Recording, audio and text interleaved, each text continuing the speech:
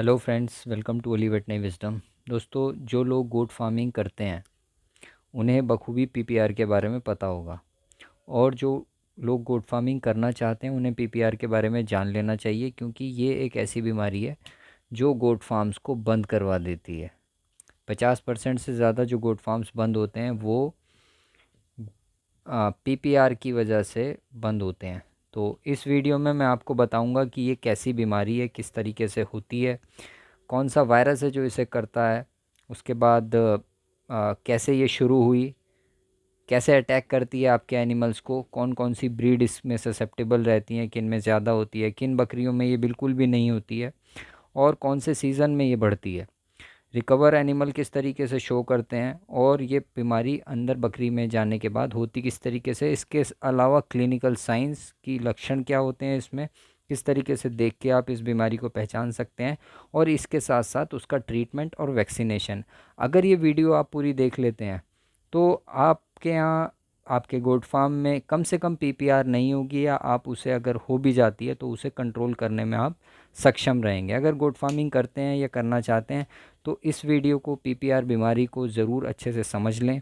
और ये सभी के लिए महत्वपूर्ण है, चाहे वो वेटनेरियन हो, वेटनरी डॉक्टर हो, फील्ड में प्रैक्टिस करने वाले हों, रिसर्च करने वाले हों, फार्मर्स हों, या कोई भी लोग जो गोट से ताल्लुक़ रखते हैं किसी भी तरह से, उनके लिए ये वीडियो बहुत लाभकारी होने वाली है। तो दोस्तों, शुरुआत इसकी यहाँ से करते हैं हम कि ये एक वायरल बीमारी है जो कि गोट्स के अंदर देखने को हमें मिलती है, ख़ास तौर से गोट्स में देखने को मिलती है। इसके अंदर तेज़ बुखार होता है। बुखार इसकी एक बहुत ही इम्पॉर्टेंट कैरेक्टरिस्टिक है। बहुत ही कम बीमारियां ऐसी होती हैं जिसमें इतना ज़्यादा बुखार होता है कि वो 108 डिग्री सेल्सियस फ़ारेनहाइट तक चला जाए। तो बहुत तेज़ बुखार होता है पीपीआर के अंदर, लेकिन वो बुखार ज़्यादा देर नहीं रहता है, मतलब 2 या 3 दिन रहता है, और इतना होता है कि वो डेथ करने के लिए, बकरी की डेथ करने के लिए काफ़ी होता है।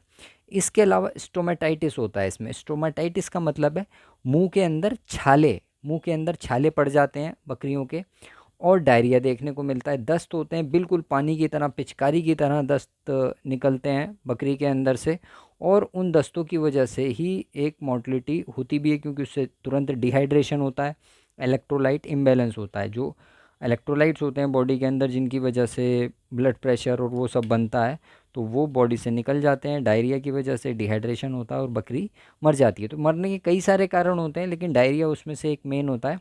इसके अलावा निमोनिया देखने को मिलता है। बकरी खांसती रहती है, और जब उसे पोस्टमार्टम करके आप देखेंगे तो उसके अंदर निमोनिया दिखेगा। लंग्स उसके गुलाबी के बजाय बिल्कुल लाल रंग के, एक मैरून रंग के लंग्स उसमें दिखाई देते हैं। तो रेस्पायरेटरी सिम्टम्स भी दिखते हैं, और इंटेस्टाइनल के या गैस्ट्रो इंटेस्टाइनल सिम्टम्स भी इसमें देखने को मिलते हैं। तो बुखार होता है, मुंह में छाले होते हैं, दस्त होते हैं, और निमोनिया देखने को मिलता है। बकरी खांसती रहती है। तो ये होती कैसे है ये बीमारी? ये बेसिकली एक वायरस होता है जिसे हम मॉर्बिली वायरस कहते हैं। मॉर्बिली वायरस से पीपीआर नाम की बीमारी होती है। पीपीआर को फ्रेंच भाषा में पेस्टी डेस पेटाइट्स रूमिनेंट्स भी कहा जाता है।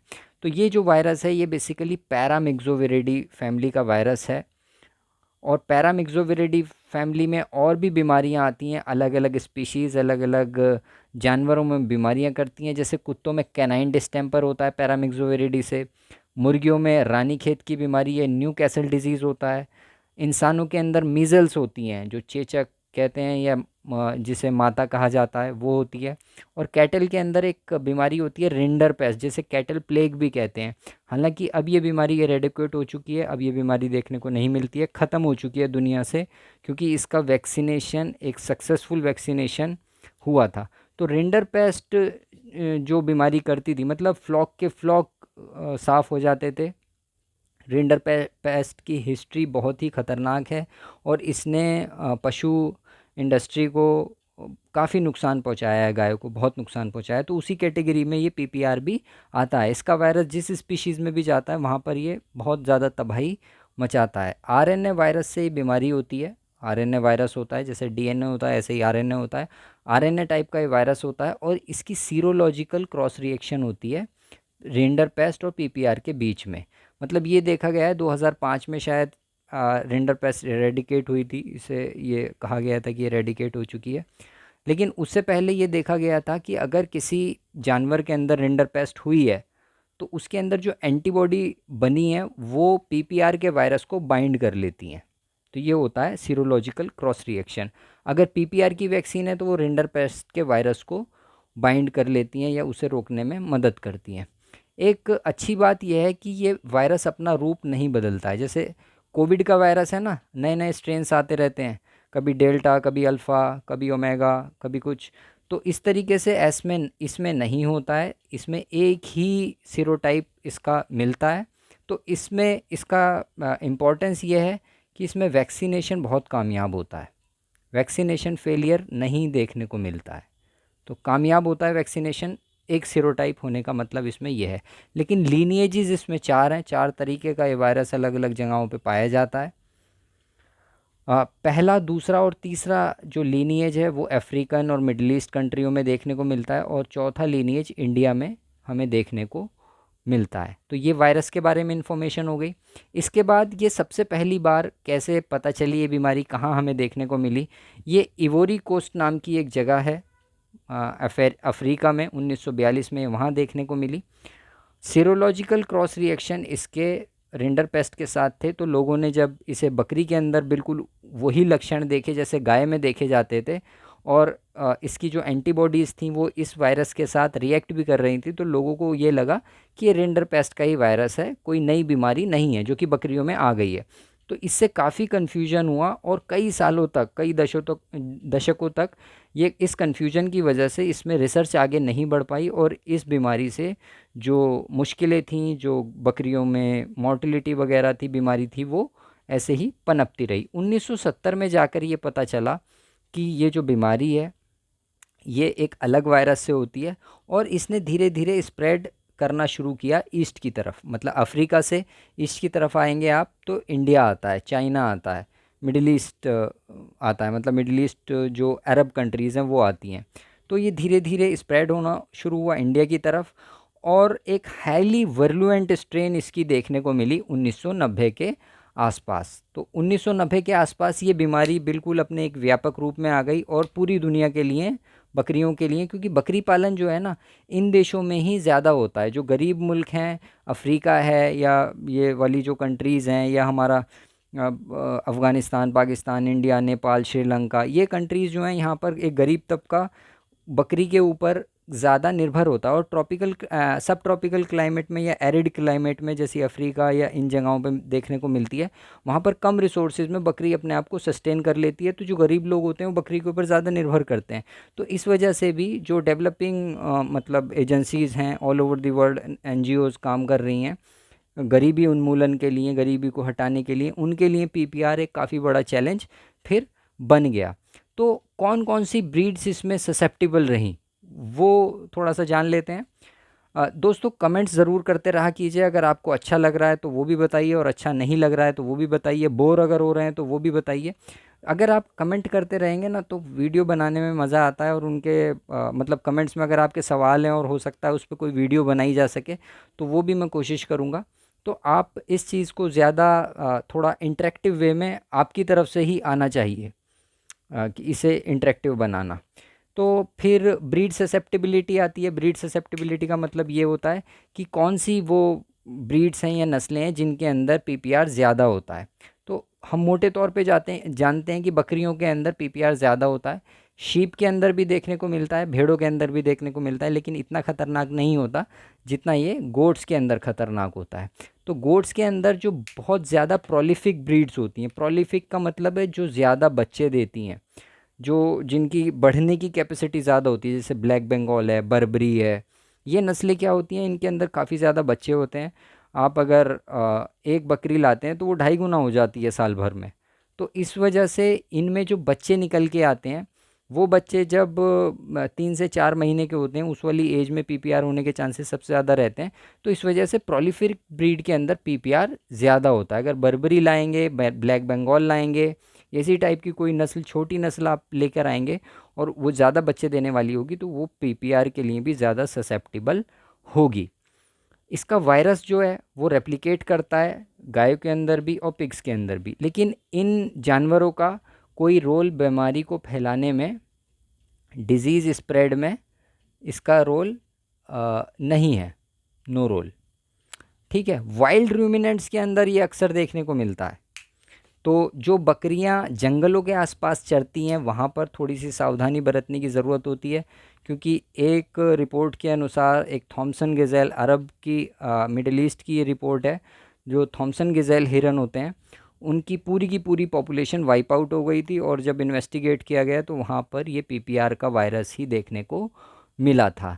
तो जो चराते हुए जंगलों के रास्ते या जंगलों से सटे हुए जो चारागाह होते हैं उनके रास्तों से जब बकरियां आती हैं तो वाइल्ड रूमिनेंट्स के अंदर ये वायरस ट्रांसफ़र होने की एक कैपेबिलिटी रखता है। हालांकि ये चीज़ इतनी प्रूव्ड नहीं है, एक दो ही केसेस मिले हैं, लेकिन फिर भी एहतियात इसकी हमें रखनी चाहिए। अच्छा, ये नुकसान पहुंचाता कैसे है? ये सबसे जो ज़्यादा नुकसान पहुंचाता है, ये यंग फ्लॉक को अटैक करता है। ये बहुत ही इंपॉर्टेंट बात है। यंग फ्लॉक का मतलब क्या है कि बकरी ने बच्चे दिए, 1 महीना 2 महीना 3 महीने तक उसे कुछ नहीं होता है, ज़्यादा कुछ देखने को नहीं मिलता है। जैसे ही 3 महीने के बाद उसकी इम्यूनिटी डाउन होती है, मतलब जो उसे माँ से मिली होती है दूध के ज़रिए, कोलेस्ट्रम के ज़रिए, वो जब डाउन होती है तो छोटे बच्चों में इसका एक सीवियर आउटब्रेक देखने को मिलता है। दूसरी चीज़ ये होती है कि जो नेइव गोट्स होती हैं, जैसे एक जगह आप नई गोट्स को लेकर आए हैं और उनके अंदर वो वायरस प्रेजेंट है, या ससेप्टिबल गोट्स जो हैं, मतलब नई गोट्स को एक जगह लेकर आए, वहाँ पर एक गोट्स थी, उनके अंदर वायरस था, तो वो जो नया फ्लॉक होगा, मतलब उसके अंदर बहुत तेज़ी से ये बीमारी देखने को मिलेगी अगर इन्फेक्टेड एनिमल्स को उसे एक्सपोज कर दिया जाए और इनके अंदर इम्यूनिटी नहीं है।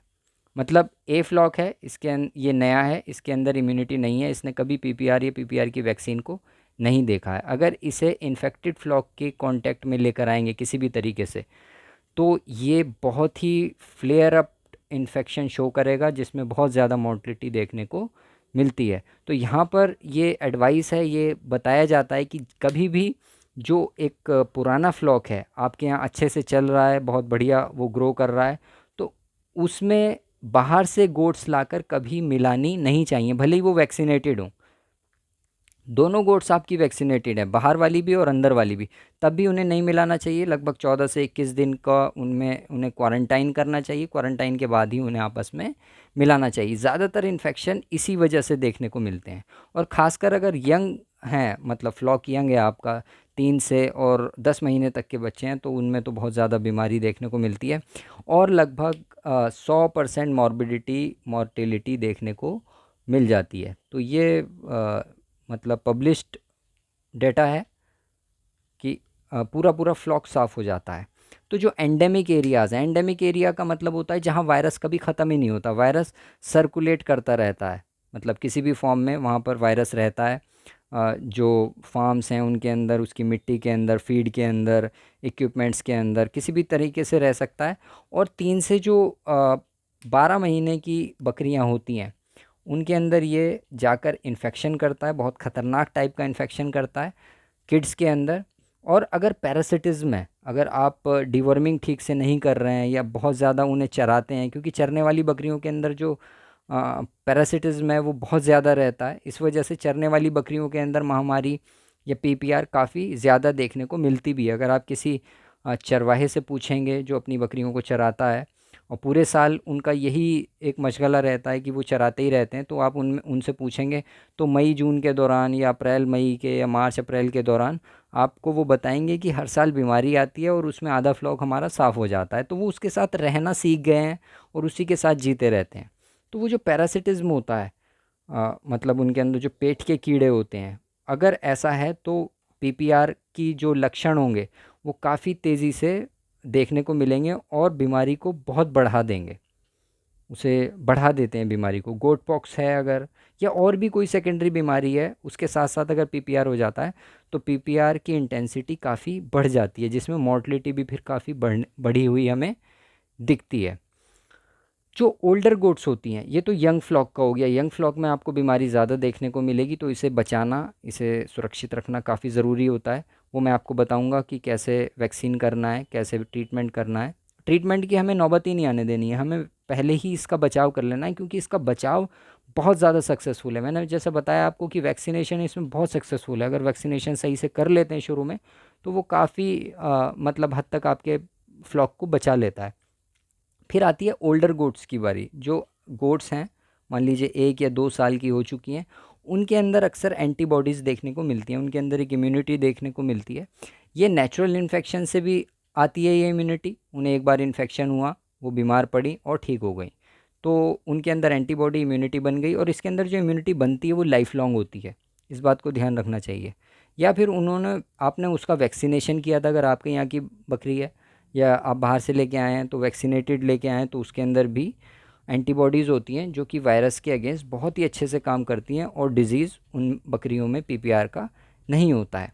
अच्छा, यही जो एंटीबॉडीज़ होती हैं बकरियों के अंदर, तो जब बकरियां प्रेग्नेंट हो जाती हैं, उसके बाद जो बच्चा देती हैं, तो उन्हें पहला दूध जो होता है, जिसे कोलेस्ट्रम कहा जाता है। कोलेस्ट्रम के बारे में मैंने वीडियोस बनाई हुई भी हैं।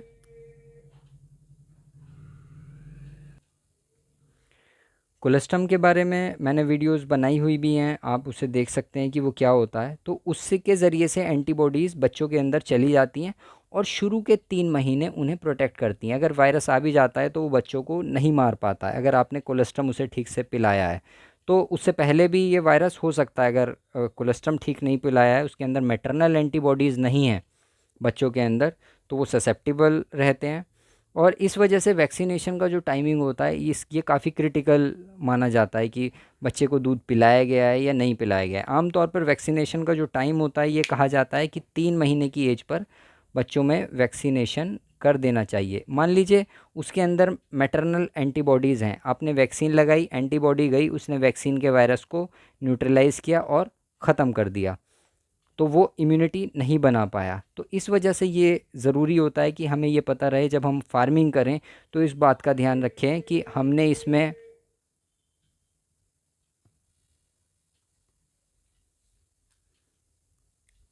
वैक्सीनेशन कब किया था, या इसे कोलेस्ट्रम पिलाया भी था या नहीं पिलाया था। मतलब बकरियों में वैक्सीनेशन कब किया और उसके बाद कोलेस्ट्रम पिलाया या नहीं पिलाया। अगर नहीं पिलाया है प्रॉपरली, तो ध्यान रखें कि वैक्सीनेशन का टाइम फिर उससे कम भी किया जा सकता है। मतलब 2.5 महीने की एज पर भी आप इसमें वैक्सीनेशन कर सकते हैं। और तब तक अपने किड्स को, जो बच्चे हैं, उन्हें बहुत ज़्यादा सेफ्टी सिक्योरिटी में रखिए, जहाँ पर ये वायरस उसे उन्हें के कांटेक्ट में ना आ पाए। तो अच्छा यही रहता है कि आप बकरियों को वैक्सीनेट करें, उन्हें अच्छे से कोलेस्ट्रम पिलाएं, पहला दूध, और 3 महीने के बाद 2 बार वैक्सीन करें, एक 3 महीने की एज पे करें और एक 6 महीने की एज पे करें। तो उससे सेफ़ सिक्योर आपका फ्लॉक हो जाता है। तो ये ओल्डर उसमें देखने को मिलता है। अच्छा, सीजनल पीक्स भी इसमें देखने को मिलती हैं कि किस सीज़न में पीपीआर सबसे ज़्यादा बढ़ता है।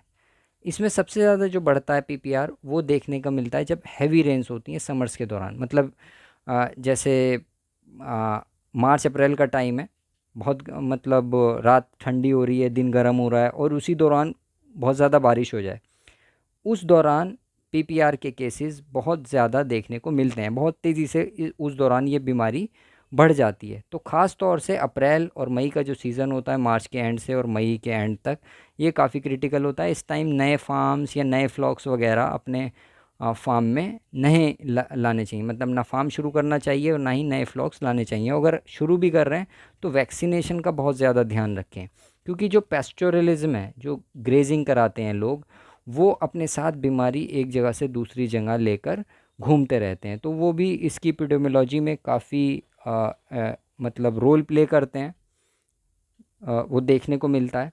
अच्छा, जो रिकवर कर जाते हैं एनिमल, जिन एनिमल्स में बीमारी हुई या वैक्सीन लगी, वो एनिमल बहुत तेज़ी से रिकवर करते हैं, उनमें दोबारा बीमारी नहीं होती है, वायरस की शेडिंग भी नहीं होती।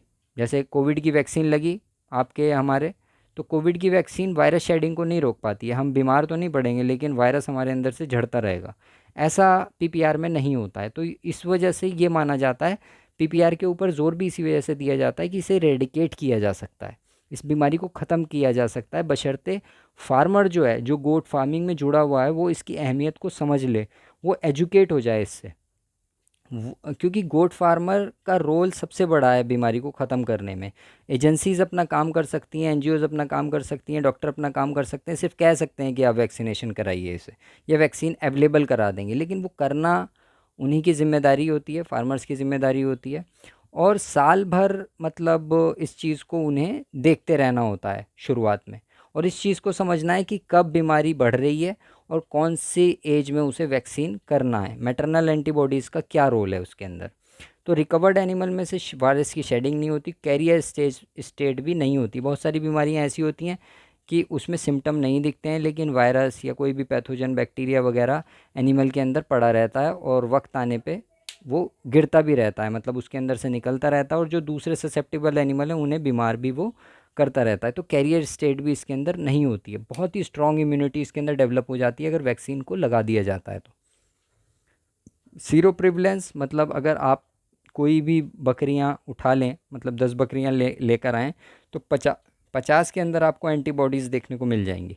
तो इसका मतलब वो एक्सपोज किसी भी तरीके से या तो वैक्सीन को या फिर बीमारी के लिए एक्सपोज हो चुकी हैं जिनमें बीमारी नहीं होती है। तो अल्टीमेटली यही देखने को मिलता है कि जो यंग फ्लॉक होता है ना, वही सबसे ज़्यादा इसके लिए ससेप्टेबल होता है। तभी कहते हैं कि 6-8 महीने की बकरियां फार्म में नहीं लानी चाहिए। इसके बाद पैथोजेनेसिस होती है, पैथोजेनेसिस ऑफ इन्फेक्टेड एनिमल्स। इसमें जो इन्फेक्टेड एनिमल होते हैं जिनके अंदर वायरस पनप रहा है, उनके अंदर क्लिनिकल स्टेजेस में वायरस शेड होता है, मतलब उनमें से वायरस निकलता है। और जो डिस्चार्जेस होते हैं ओकुलो नेज़ल डिस्चार्ज, जैसे आँखों से पानी बह रहा है, नाक से पानी बह रहा है, उसका थूक है, पेशाब है, उसका गोबर है, सब के अंदर वायरस आता है। मतलब एनिमल इन्फेक्ट हुआ, उसने लक्षण दिखाने शुरू किए, और जो भी उसके अंदर से उसका थूक, आँख का पानी, नाक का पानी, उसका पेशाब, सब के अंदर वायरस आएगा और वो दूसरे एनिमल्स को जिनके अंदर इन्फेक्शन नहीं हुआ होता उन्हें इन्फेक्ट करता है। तो डिज़ीज़ जो ये ट्रांसमिट होता है, ये डायरेक्ट कांटेक्ट से होता है, मतलब डायरेक्टली एनिमल एक दूसरे कांटेक्ट में आते हैं, मुंह मिलाएंगे, रगड़ेंगे एक दूसरे को, एक ही नाद में से खाना खा रहे हैं, पानी पी रहे हैं, तो वहाँ से वायरस एक से दूसरे एनिमल में जाता है, बहुत तेज़ी से फैल जाता है, मतलब 2 या 3 दिन में पूरे फ्लॉक में फैल जाता है। कफिंग होती है, कफिंग में वायरस झड़ता है, तो वो हवा में आ गया, दूसरे एनिमल ने वहीं सांस ली, उसे हो गया। आपने वेंटिलेशन ठीक नहीं किया है, आप उसी के अंदर मतलब एनिमल को भर देते हैं एक कन्फाइंड जगह में। स्नीजिंग, छींकने से वायरस आता है उसके अंदर, तो इसी वजह से कोई एनिमल अगर बीमार दिखे तो उसे तुरंत अलग कर देना चाहिए। तो ये वायरस रेस्पिरेटरी ट्रैक्ट में जाता है, उसकी सांस लेने की नली में जाता है, वहाँ से उनकी लिम्फ नोड्स होती हैं, एक छोटी छोटी गोल गोल मतलब बॉल जैसे स्ट्रक्चर होते हैं जो कि इम्यून स्ट्रक्चर्स होते हैं, वहाँ पे इम्यून सेल्स आती हैं।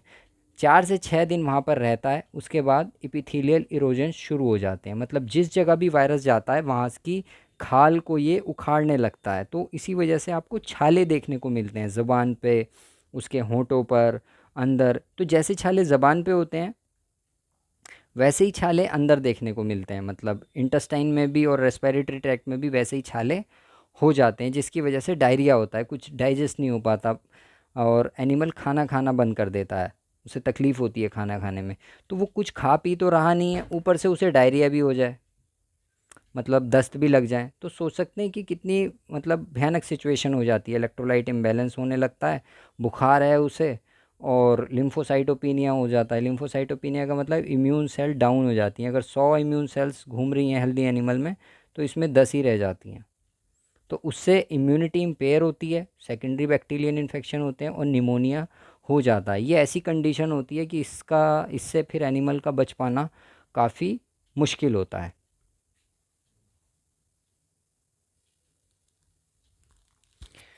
तो फिर क्या होता है कि जो एनिमल्स होते हैं इस टाइप के, वो बीमार जो हो जाते हैं, इन्फेक्शन जिन्हें हो जाता है, तो वो एनोरेक्टिक हो जाते हैं। मतलब एनोरेक्टिक का मतलब है कि उन्हें भूख लगनी बंद हो जाती है। अब सोच सकते हैं अगर छाले हो रहे हैं मुंह मुंह के ऊपर या मुंह के अंदर, और आंतों से कोई चीज़ डाइजेस्ट नहीं हो रही है, तो वो एनिमल एनोरेक्टिक हो जाते हैं। एनोरेक्टिक कहते हैं उन एनिमल्स को। और उनके जो पहले पानी जैसा निकल रहा था उनकी नाक से, नोज़ से या माउथ से, वो फिर पानी जैसा ना होके वो थोड़ा थिक हो जाता है, गाढ़ा हो जाता है वो, और उनकी नाक में वो जमने लगता है, क्रस्टेशंस दिखाई देने लगते हैं। और जो इरोजन्स हो, मतलब जो छाले होते हैं वो भी सड़ने लगते हैं, नेक्रोटिक टिश्यू आ जाता है, मतलब छालों के ऊपर जो छाले होते हैं वो सड़ने लगते हैं। सड़ने क्यों लगते हैं? क्योंकि उसके ऊपर फंगस आ जाती है, मतलब उन छालों के ऊपर।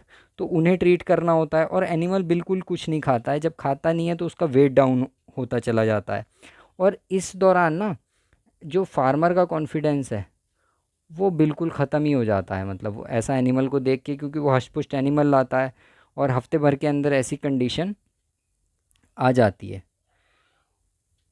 और जो आसपास के फार्म हैं, मतलब अगर आपने एक जगह फार्म अपना किया हुआ है, आसपास भी कुछ बकरियां हैं, या वहाँ पर बीमारी हुई है, तो वो बीमारी आपके यहाँ आने में मतलब टाइम नहीं लगाती है। और इसमें वेट लूज़ होता है एनिमल का। और सोचिए कि कोई एनिमल पहले से ही कमज़ोर आया है और उसे अगर पीपीआर हो गया तो वो तो फिर बचता ही नहीं है। हाई वेट वाले या भारी एनिमल तो फिर भी बच जाते हैं, मतलब थोड़ा बहुत उन्हें मतलब दिक्कत आती है, लेकिन एटलीस्ट वो सरवाइव कर जाते हैं, जिनका वेट ज़्यादा होता है। लेकिन कम वेट वाले एनिमल बिल्कुल सरवाइव नहीं करते। इसी वजह से कहते हैं कि जो ट्रांसपोर्ट पे अगर आपको लेके जाने हैं एनिमल, तो आप भारी एनिमल को ख़रीदिए। इसके बाद बैक्टीरियल निमोनिया होता है, फ़ीवर रहता है। फ़ीवर मतलब इसमें 4 से 5 दिन रहता है, हार्डली, बहुत हुआ तो 4 दिन। और उसके बाद फ़ीवर कम हो जाता है या ख़त्म हो जाता है, लेकिन और जो ये साइंस हैं ये रहते हैं। इस टाइप से आप देख सकते हैं, ज़ुबान इस तरीके से दिखती है, इतना छाले वगैरह इस पे हो जाते हैं। अब फिर दूसरी चीज़ हमें देखने को इसमें ये मिलती है कि जैसे जैसे हम बकरी को अ, बढ़ाते जाते हैं, मतलब बढ़ाते जाने का मतलब ये है कि डिज़ीज़ जैसे बढ़ने लगती है, तो वो एक स्टेज तक पहुंचती है, मतलब यहाँ तक जाएगी, फिर डाउन आएगी। वायरस इस तरीके से डाउन आ जाता है, लेकिन इस दौरान जो दूसरे इन्फेक्शन हो जाते हैं, जिन्हें सेकेंडरी इन्फेक्शन कहते हैं, उन्हें कंट्रोल करना ज़रूरी हो जाता है। तो इसमें ट्रीटमेंट का सबसे अच्छा तरीका यही रहता है कि आप सबसे पहले एनिमल को डिहाइड्रेशन से बचा लें। अगर डिहाइड्रेशन से आप एनिमल को बचा लेते हैं तो काफ़ी हद तक वो फिर क्योंकि कोई इसका स्पेसिफिक ट्रीटमेंट तो है नहीं। स्पेसिफिक ट्रीटमेंट का मतलब है कोई भी दवाई ऐसी नहीं है जो पीपीआर के वायरस को मारे। कोई मतलब is no drug available for PPR virus. तो हमें सिम्टोमेटिक ट्रीटमेंट इसका करना पड़ता है। तो सबसे इम्पॉर्टेंट जो बात होती है, वो शुरुआत जो होती है वो होती है फ़ीवर से। मतलब जब हमें एनिमल दिखेगा सबसे पहले हमें फ़ीवर नज़र आएगा, तो उसी दौरान हम ये मान लेते हैं कि भाई हम नया फ्लॉक लाए, फ़ीवर आ गया, तो अब पीपीआर को मान के हमने इलाज शुरू किया। तो फ़ीवर को तोड़ना होता है सबसे पहले। तो फ़ीवर को आप किससे तोड़ सकते हैं? मेलॉक्सीकैम एक दवाई होती है, ये बकरियों के अंदर बिल्कुल किसी काम की नहीं होती है, ये बात आप नोट कर लें। मेलॉक्सीकैम गाय में बहुत अच्छा काम करती है, बफेलो में बहुत अच्छा काम करती है, शीप में बहुत अच्छा काम करती है, कैट में, डॉग में, सब में काम करती है, लेकिन बकरियों में काम नहीं करती है। कुछ लोग इसी के चक्कर में पड़े रहते हैं, क्योंकि एक बहुत मशहूर दवाई मिलती है मेलोनेक्स, ये ज़रूर लेके आते हैं वो लोग, और फार्म में रखी भी रहती है। ये किसी काम की दवाई नहीं है बकरियों के लिए, क्योंकि मेलॉक्सीकैम का जो सॉल्ट है बहुत तेज़ी से मेटाबोलाइज होता है बकरियों के अंदर, बहुत तेज़ी से मेटाबोलाइज होता है। अगर गाय के अंदर आप एक शॉट लगा रहे हैं ना दिन का, 24 घंटे में एक बार दे रहे हैं, तो बकरियों में कम से कम 6 बार देना पड़ेगा आपको, उतनी ही काम करने के लिए, उतनी ही डोज के लिए। इतनी तेज़ी से ये इसे मेटाबोलाइज करके निकाल देती है। तो फीवर के लिए सबसे अच्छी जो दवाई है बकरियों के अंदर, वो आपकी या तो कीटोप्रोफेन का इंजेक्शन या फिर नेमोस्लाइड। डाइक्लोफिनेक हमारे यहाँ बंद है, मतलब एसिक्लोफिनेक डाइक्लोफिनेक हम एनिमल्स में यूज़ नहीं करते हैं, क्योंकि इनके ऊपर उसके बहुत वैसे असरात देखने को मिलते हैं। तो ये बीमारी, ये जो दो दवाइयाँ हैं, ये आप फीवर को तोड़ने के लिए दोनों नहीं यूज़ करनी है, या तो ये यूज़ करनी है या फिर ये यूज़ करनी है। इसके बाद आती है एंटीहिस्टामिनिक, क्योंकि जैसे जैसे ये जो छाले पड़ते हैं ना, या एपिथीलियम में जो वायरस जाता है, तो उसमें हिस्टामिन बहुत एक्टिव हो जाता है। हिस्टामिनिक या ये कहिए एलर्जिक रिएक्शन काफ़ी बढ़ जाती है। तो एलर्जिक रिएक्शन के लिए सबसे अच्छी जो दवाई आती है वो आती है एविल, क्लोरफेनरामिन या फेनरामिन, ये हम इसमें देते हैं।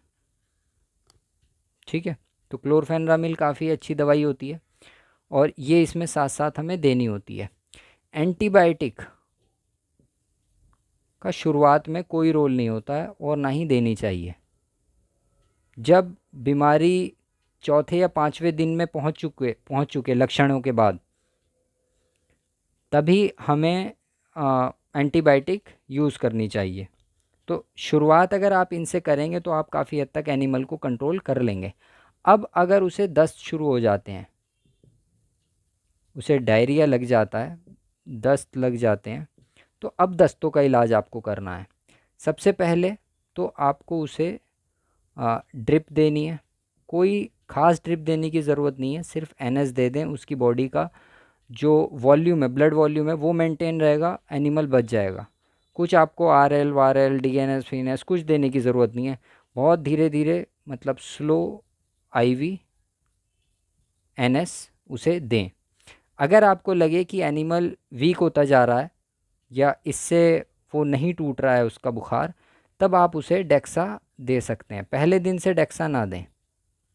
डेक्सामिथासोन,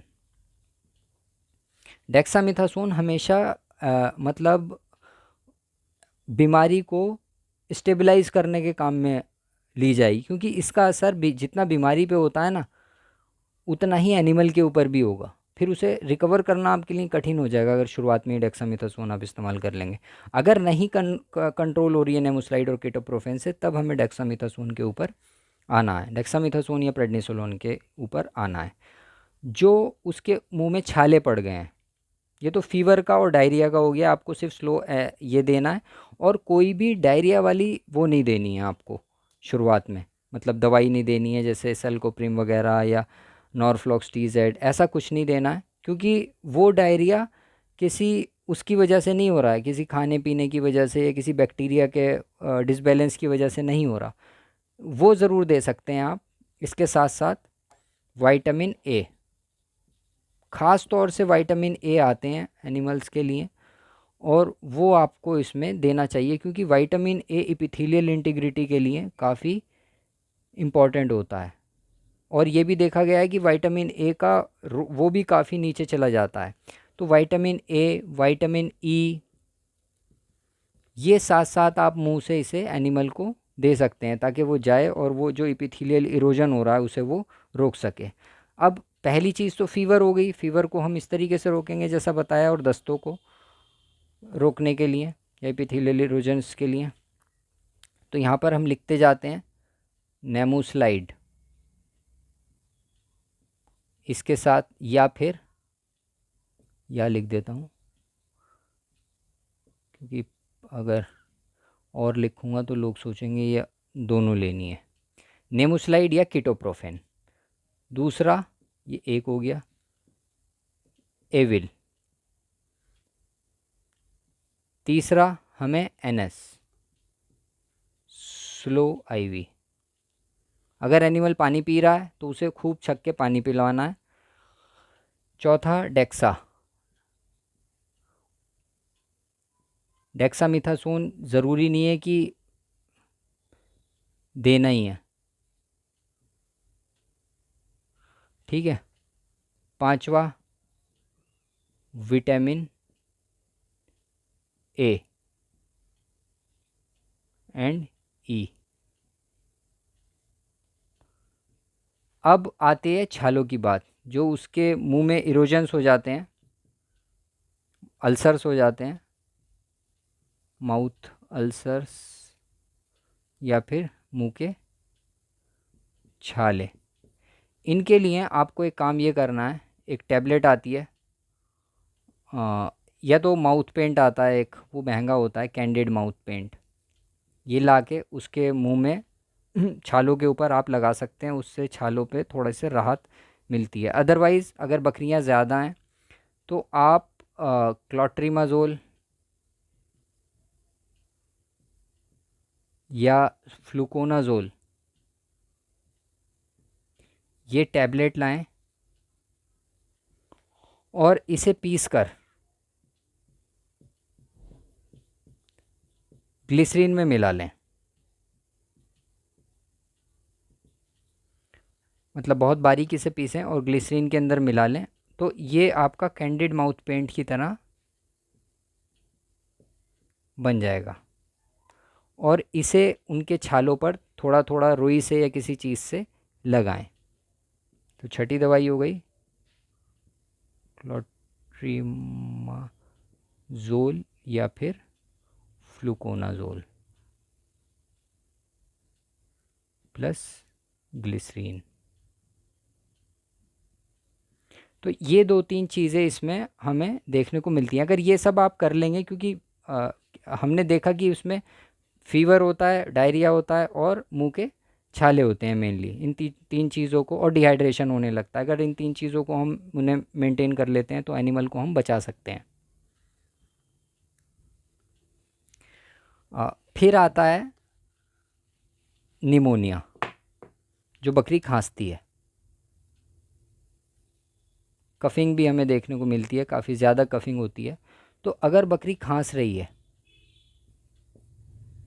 तो आप उसे एक कैफ्लॉन पाउडर आता है, वो दे सकते हैं। मतलब अगर गहरी खांसी है तो वो दिया जा सकता है। अगर वो मुंह से नहीं खा रही है तो इसे ना दें। मतलब उसके मुंह में छाले ज़्यादा हैं और ये देने के बाद उसे मिर्चें लगती हैं या डायरिया बहुत ज़्यादा है तो इसे ना दें। अगर डायरिया जैसी प्रॉब्लम नहीं है, छाले कम नहीं है या थोड़ा बहुत भी वो कर रही है, तब इसे दे सकते हैं। तो कफ़िंग के लिए हमें मुंह से देने की कोई ज़्यादा ज़रूरत नहीं है। एविल और नेमुस्लाइड अपना काम कर लेंगे जब वो ठीक हो जाएगा। अगर कफिंग ठीक नहीं हो रही है, बुखार उतर चुका है, तब आप एंटीबायोटिक का यूज़ कर सकते हैं। एंटीबायोटिक कई सारी आती हैं, जैसे मोनोसेफ आती है या फिर इंटासेफ, ये एक ही सॉल्ट हैं। एनरोफ्लॉक्सासिन, जेंटामाइसिन, इनमें से कोई भी एंटीबायोटिक आप दे सकते हैं। एंटीबायोटिक के लिए मैंने एक वो बनाई हुई है, ऐप पर भी है कि एंटीबायोटिक कैसे कितनी डोज़ में इस्तेमाल करनी है, वो देख सकते हैं आप। तो एंटीबायोटिक इनमें से इस्तेमाल कर सकते हैं। तो एनिमल को स्टेबल करना होता है हमें। तो ये सारी दवाइयाँ हैं जिन ये आराम से मिल भी जाती हैं और इनसे स्टेबल एनिमल हो जाता है। जब एक बार स्टेबल हो जाए तो फिर उसे हमें दोबारा से रिवाइव करना होता है। उसके लिए न्यूट्रिशन वगैरह कुछ अलग होता है। सॉफ्ट उसे खाने को देते रहें, कुछ भी, जैसे दलिया है, उबला हुआ या भीगा हुआ, अगर वो एनिमल खा रहा है तो। अगर ज़्यादा उसकी हालत ख़राब है तो थोड़ा सा आप ये भी कर सकते हैं कि एनिमल को इलेक्ट्रॉल वगैरह दे सकते हैं। मतलब उसके डायरेक्टली मुंह में उल्टा जा सकता है इलेक्ट्रॉल को, और यहाँ पर भी NS की जगह RL या फिर DNS दिया जा सकता है अगर एनिमल बहुत ज़्यादा कमज़ोर हो रहा है तब।